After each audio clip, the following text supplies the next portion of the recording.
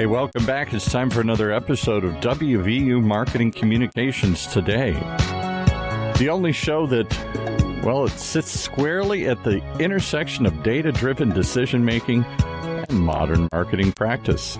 With one of our modern marketing gurus this morning here. Hey, Nathan. Just been upgraded to the head of marketing for SwipeBuy, a startup that helps restaurants offer curbside services. Welcome again, Nathan Perrett. Thank you. Great to be here. Did I get the title correct here? I want to make sure. It's a new title. Yes, what is SwipeBuy? We'll give you a little quick plug for SwipeBuy here. It sounds like a cool idea. Not drive-by, SwipeBuy.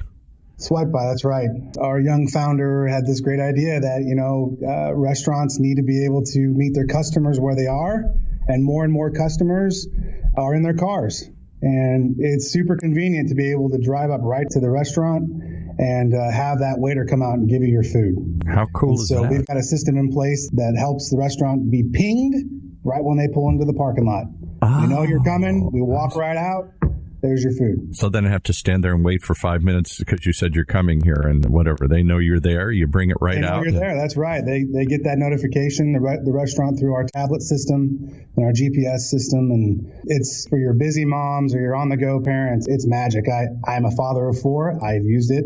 That's what convinced me to join the team. Oh, I tell you. Well, I'm a grandfather, and the last thing I want to do is every time we go get I ordered some food. Now I got to unstrap him, drag him in, and then we stand there in line and wait. And then, of course, I got to load him back up, and I'm holding the food and all this other. And it sounds simple, but it's a juggling act when you got a 4 or 5-year-old or a couple of them in the car here. That's right. That's right. And the SwipeBuy app now is available in the Winston-Salem, Charlotte, North Carolina area, but we're about to go nationwide. Okay, that was what I was going to ask. Yeah. All right. Well, cool. We'll have all kinds of restaurants, for you to choose from. We've really got a lot of momentum going. So keep an eye out for us. We'll be in the news. All right. Well, maybe your guest Whitney wants to order something this morning here. I don't know where she's at, but we'll find out. I'm here. I'm a mom of twins. Of course I want to order something.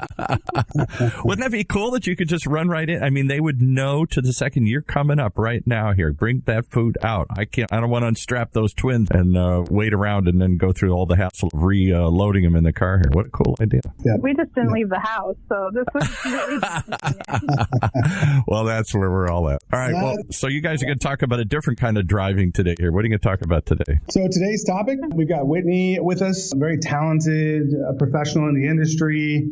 And the topic we're going to cover today is how do you drive integrated marketing communications in a large matrixed organization. So a lot of our students are either working for large organizations or working for or looking to work for one of those large organizations. So how do you manage that integrated marketing communications process? And Whitney's going to give us some insights on that, right? Yeah. We should just jump right into it. So in a small organization, communications and marketing might be the same person or team. And as that company grows, that marketing and advertising might reside under one leader, while communication resides under another leader. So all of a sudden you're splitting those roles. Communications might have different priorities: public policy, issue management, earned media. Marketing and advertising might be focused on brand awareness, sales revenue. How do you stay, and this is your question, Whitney, how do you stay integrated when you're matrixed differently and reside in those different locations? Lots of silos. Communications is a huge part of it. Asking questions, making sure you have the right people at the table, and understanding what everyone does versus assuming you know what other people do, right? So we learn about integrated marketing in our classes or in other jobs. And then as you get into a bigger organization, you might think, well, wait a minute. Who's looking after how we talk to the customer, and how do we take that into consideration and what they might be seeing in the media? And so I am a big proponent of making sure you're asking good questions, have the right players, and communicate. Okay. As we ask those questions, are we reporting to different leaders in that process? So I've had the opportunity to work at Ford, Procter & Gamble, General Motors. And in a lot of those organizations, marketing and advertising report up into one vice president, and communications or public relations report into another one. And so they talk at a senior leader level, but sometimes that doesn't transcend down to the working level. So it's up to us to make sure that we're working jointly and holding hands through maybe a product launch. Could be any kind of product, could be a new app, could be a car, could be a banking offering. So just making sure that you understand the left and the right hand, and that you're working together to deliver what your customers need. Is there a secret? I mean, you clearly have worked for lots of large organizations. And I have to some degree, in trying to keep all the different players informed.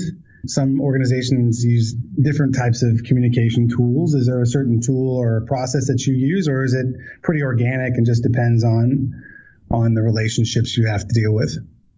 I would say there's a couple of best practices. So understanding what the best medium is as we're shifting from maybe email and work remote, we're looking more at SharePoints or WebExes, just to make sure people are able to collaborate in the way that they feel most valued. I'm still a big proponent of picking up the phone and talking to someone because there are nuances through email and different types of posting that might run you into problems. For example, we were working on a product in the past where we didn't have any new offering on the actual car, but we were working on fragrance and we were working on a special edition that had cause marketing, and no one had taken the time to understand each of the different components' needs. So what was the timing? Why did they want to launch it when they were working on a Women's Wear Daily article? And so that was driving a lot of the way that the strategy was. And through the way that we had written the plan and through email, it wasn't coming through. And so picking up the phone and then making sure everyone has a seat at the table, advisory board or governance boards where you can all be represented, I think is a huge opportunity to get everyone aligned and working toward the same goal. And then another thing is making sure you all understand what the goal is. In some instances, if revenue is the goal versus earned media, they might conflict at times. And so just making sure you're all marching to the same beat is definitely a way to win. It's funny you pick up the phone, because I just had a conversation with someone on my team who was stressed out, had some anxiety based on an email, and had spent quite a bit of time stressing about it. And so the question I asked was, well, did you call the person? Did you call? And the answer was no, I haven't. And that was, well, the next thing you're going to do is you better give them a call, because I don't think that this is as big of a problem as there's like you said, the translation of email can be very cumbersome and problematic. So yeah, it's something that you need to do often. Pick up that phone after the first round of conflict. Make sure you pick it up. So you're trying to build the plans, you've got goals. Where is data and how is it helping you collaborate? A lot of times I found that the marketing and advertising team will do a lot of upfront research that maybe we won't have access to in communication. So understanding what data is driving towards either a product offering or a decision, that's one piece of data. Then the next piece of data is how will you measure if you're successful? So is it based on sales? Is it based on site traffic? Is it based on earned media? Is it key messages? That also drives how you collaborate. And then the length of time you're trying to be. So one of the things we talk a lot about in the auto industry is one and done, where you do something and then you don't carry it on. So how do you look at carrying on a message for a longer length of time? And that becomes another measurement. So all of these things are data points that help drive your plan and show whether you're working successfully together or not, frankly. At any given time, how many data, like the last campaign or project that you were working on, how many data points were you having to kind of filter and process? Dozens, hundreds? I mean, yeah, I would say probably in the initial phase, we're looking at maybe a dozen, but across multiple facets. So we might look at brand reputation work on different audiences. We might look at research on safety. So it multiplies fairly quickly. In one of my roles, I worked on social care. And when I walked into the job, we had probably close to 100 different metrics, and we weren't really acting on any of them. And so one of the first things we did to try to have better integration across what we were doing in the social space from a marketing communications perspective, and then what we were doing to satisfy a customer. And then the end goal was to reduce that number of data points to just a dozen, because once we got down to a dozen, we could take action on them. So I think that's another thing. You can have data for data's sake, but if you aren't able to use it, it's not really helping you. Yeah, take the donut approach. A dozen donuts for each data point, or one donut for each data point. Yeah. Exactly. Okay. I've never heard that. I like that. Yeah. The donuts. I'm hungry. I haven't had lunch yet. So you had mentioned measurement, and early on we were talking about how you're working with communications, different departments. Have you found that they have different goals, different measurements, and you have to sync that up? Is that done early on in the process, or do you kind of figure that out over time? I think they do have different data points, but I do think there's opportunity to sync them up. And with all of the digital data we have from like customer relations to online to influencers, and I think you see this in other smaller industries working really, really well together, where they're able to see what we call a customer journey and look at how an integrated marketing approach touches the customer in each different facet. Mm-hmm. And that's amazing because you're able to process the data and say, well, wait, we need to lean in more at this point of the customer journey to close the deal, or we're doing a great job here. How do we talk to them after post-purchase to bring them back to buy again from us? I think in long-established companies, it's harder because you are kind of looking at data differently and it might not have been built that way. So every data point has a process around it, whether it's an algorithm or a formula that builds the data point. And sometimes you kind of have to tear down the data points to rebuild them in a way that gives you meaningful data over the whole journey. Okay. Make sense? High level, I'm curious how we drive towards the integrated marketing communications plan, but that sounds like a loaded question. What's one mistake you've learned from?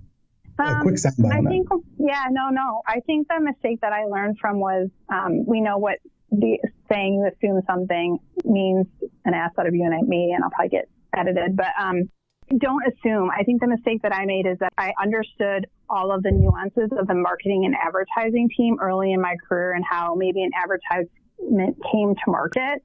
And I didn't fully understand the process of the research and the work that goes in to bring it. Just because I didn't personally like it, I had my own bias. And so that was a mistake I made early on coming from a PR perspective. And once I understood more of the integrated plan and how we work together, it was much easier to work with the team to understand their research, weigh in on the research early, and validate some of the customer experience that I had in the communications grassroots plan and how were they leveraging that, and then help look at it in a longer term. So just don't assume at the beginning you know everything. Like I said, ask questions and learn about it. And that was one of my early mistakes. I was on a team where and this is on the creative side, we assumed that upper management didn't want to see plastic bottles on a package. And so we spent 3 months working on the creative, finally showed it to the CMO, and her response was, I want to see a plastic bottle on the package. And so the photo shoot had been scheduled, all that money and time had been spent, and we had to scramble, and that package has a plastic bottle on it. I have the picture framed in my office to help me remember not to assume from it, right?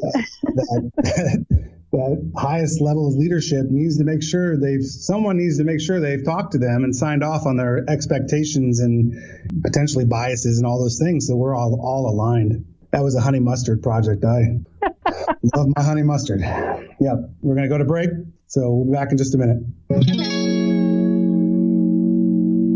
Okay, well, this will give you long enough just to pause and digest some of the mind-blowing stuff we're talking about here today. But there's a place you can learn more of these kinds of cutting-edge concepts. It's West Virginia University's online data marketing communications program, first graduate program of its kind in the country, focusing on strategic thinking, problem solving, and informed decision-making. We're trying to do here today, get some informed decision-making data. The Data Marketing Communications Program prepares you for a career in all these exciting new fields by learning the innovative tactics from award-winning faculty like those presented here each and every week. You can learn more. DMC for Data Marketing Communications. DMC.WVU for West Virginia University. .edu. DMC.WVU.edu. And let's pick it back up with this interesting conversation about integrate. Can I ask a question, an old man's question here? You guys are much younger in this field than I am. I go back a long ways. And when I started, I too started in public relations. And we all had separate agencies. There was a PR agency, and then you brought in the ad agency, and later you brought in the online, when they started being created, the digital agencies and stuff. Is what you're talking about the eventual death of all these individual agencies, these individual silos? I'm assuming it's the same way in the company. There's the PR department and they have a head, and then there's an advertising department, there's somebody else. Are we going to get just one group of people, or are we still going to have all these little specialties and try and integrate them into a team? I can answer it from a larger agency perspective. So we work with large agencies that still have public relations and advertising agencies under them, but the expectation is that they will work together since they're under the same agency umbrella. So if they're bringing integrated marketing ideas from the agency side as well as internally. But do they understand? That was always my confusion too. I don't really understand what those other folks do. I know what I do and I know what I need. I sort of think I get what they do, but I may or may not really understand even how they work, much less how they approach the problem. I think every day it's getting better and there's more sharing of information. And the whole idea that we're working towards integrated marketing is opening a lot of those lines of communication. And it's on us to learn and understand what everyone else is doing, right? To your point. I think it's a great example of the mustard story because I lived through too many of those mustard stories myself here where we assumed we knew and we had no clue really what the other folks were doing or even the people who were overseeing the project were doing because we were all doing our own little things here. Yeah, I think Whitney's right. It's getting better. My experience with working, we were a smaller agency that worked underneath a much larger agency. They drove the campaigns. They were the ones kind of coming up with the big ideas, and then it would funnel down to us. And depending on the leadership, we would either be informed of all the things we needed to know, or we had a relationship where we could raise our hand and say, hey, wait a minute, we're being measured on this. You haven't really accounted for that yet. We need your help to figure out how we're going to take your message and redo it. So agencies are working very hard to provide the service clients are now demanding. If there is a communication problem, the agencies probably need to figure that out pretty quick because the clients aren't going to be okay with that. At least that's my experience. We're bringing in integrated marketing communications. So does that actually mean, Whitney, we're going to have to sit in more meetings, more planning, more discussion across players and platforms? I think it depends on the organization. I mean, in an ideal world, you can still have people who are working on marketing or advertising specific and some people working on public relations.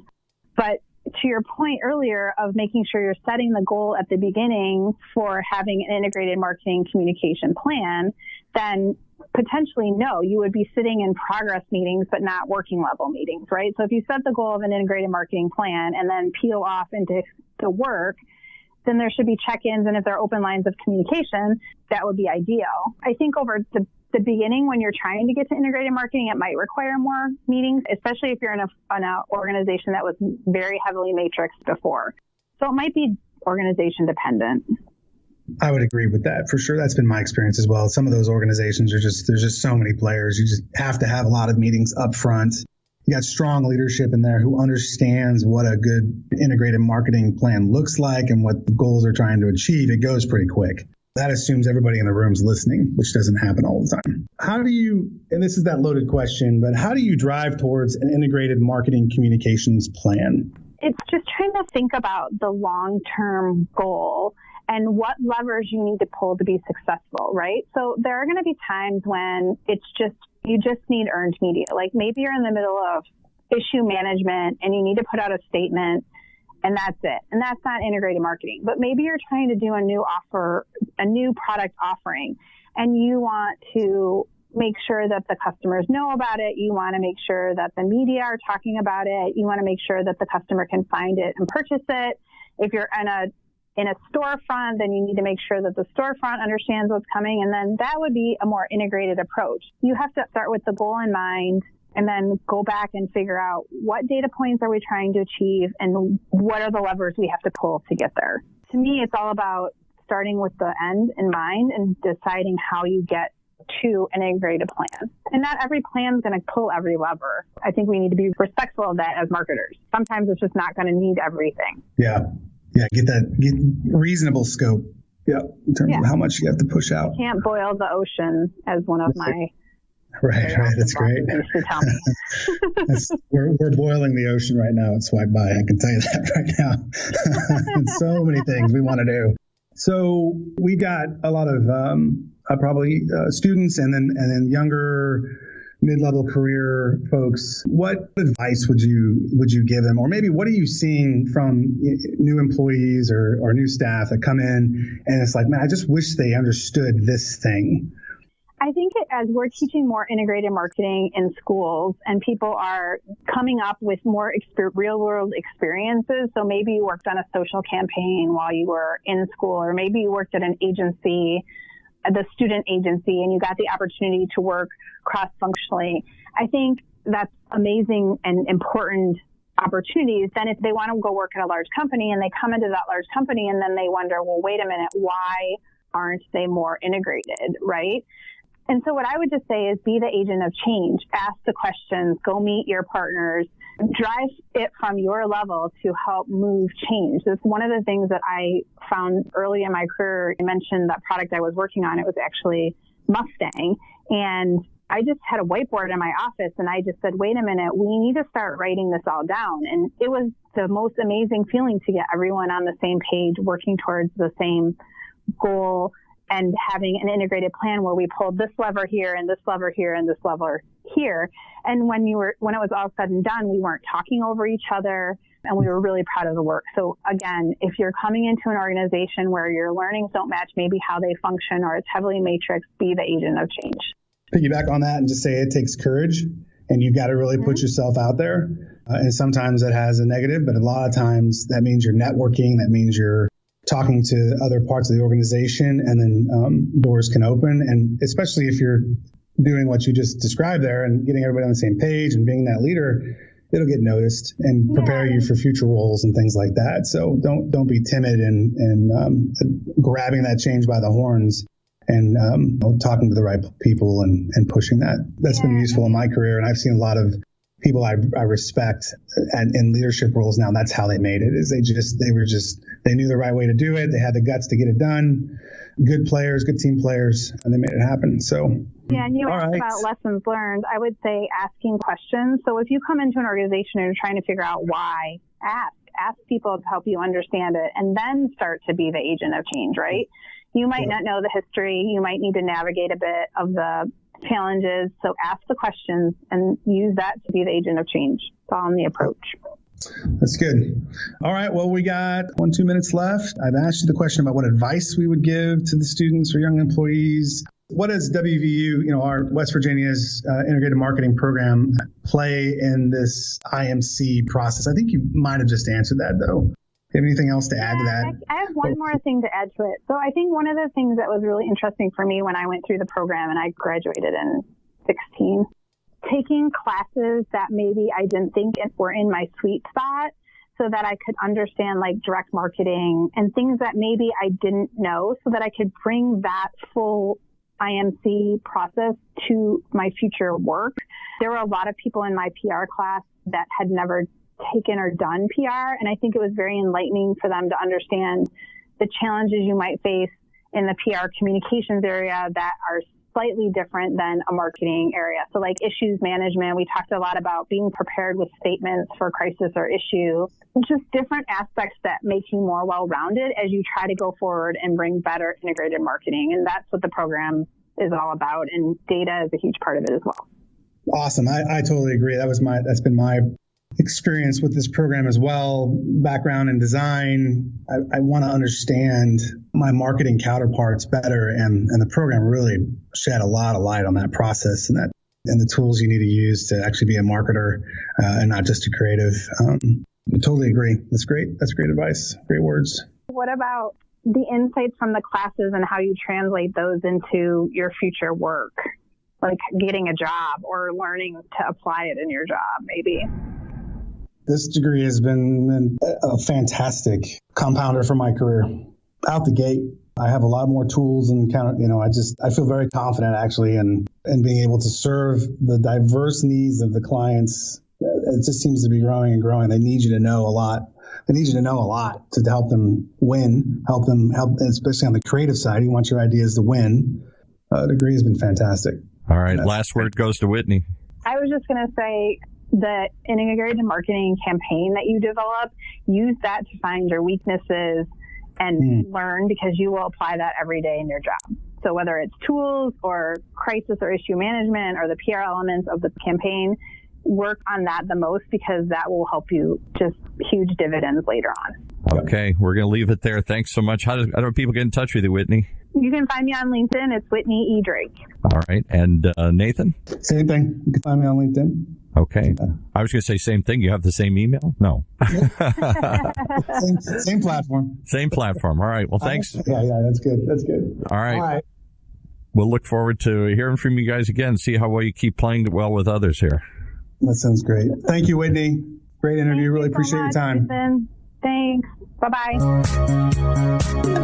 You've been listening to WVU Marketing Communications Today, brought to you live from West Virginia University, a bi-weekly program that sits at the intersection of data-driven decision-making and marketing practice, only on the Funnel Radio Network for at-work listeners like you.